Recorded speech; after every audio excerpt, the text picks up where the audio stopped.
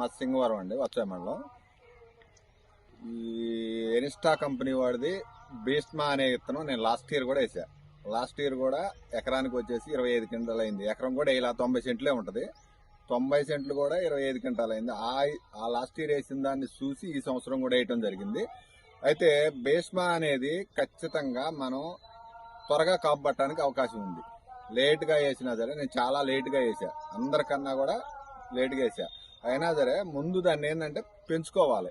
ముందు ఫాస్ట్గా పెంచిన తర్వాత కాపు వంగిద్ది అనమాట. కాపు వంగిన తర్వాత మొత్తం కాపు ఎంత అయితే సెట్ అయితే అంత కాపు సెట్ అయినప్పుడు మొత్తం వంగిపోద్ది కిందకి. ఈ సంవత్సరం కూడా ఆల్రెడీ ఈ చేలో 10 క్వింటాల కాపు తెంచామండి. 10 క్వింటాల పైన దిగింది, ఇంకా 15 క్వింటాల పైన అయింది. నల్లి అనేది చాలా తక్కువ. ఇప్పుడు దాకా కూడా కొయ్యటం మొదలు పెట్టినప్పుడు కొంచెం మందులు కొట్టడం అనేవి డిలే అవ్వటం వల్ల కొంచెం కలర్ చేంజ్ అయింది. అయినా సరే మళ్ళీ కూడా ఇప్పుడు కూడా మనం మందులు కొట్టుకుంటూ పోతే చివరి దాకా చింతకాయలు కాసినట్టు కాసిద్ది ఈ విత్తనం. వేసుకోదగ్గ విత్తనం.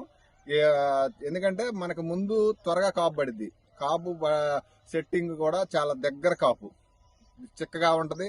మళ్ళీ మనం తాలుగాయ ఒక మచ్చకాయ కూడా లేదండి. ఎందుకంటే చూసి మేము కళ్ళంలో కూడా ఉన్నాయి, చూస్తా అంటే చూసుకోవచ్చు. కళ్ళంలో కూడా ఒక తాలుగాయ కూడా లేదు. చాలా బాగున్నాయి కాయలు కూడా, మచ్చలేవు. దిగుబడి కూడా మనకి 25 క్వింటాలకి ఈ నల్లి ప్రభావంలో కూడా మనకి ఇంత దిగుబడి రావడం అంటే నాకైతే చాలా గ్రేట్. ఎందుకంటే మంచి విత్తనం వేసుకోండి అందరూ. ఒక ఎకరంలో భీష్మా కోసిన కాయలండి ఇవి. భీష్మాలో ఈ 10 క్వింటాలకైతే తగ్గవండి. ఎకరానికి 10 క్వింటాలు ఖచ్చితంగా అవుతాయి.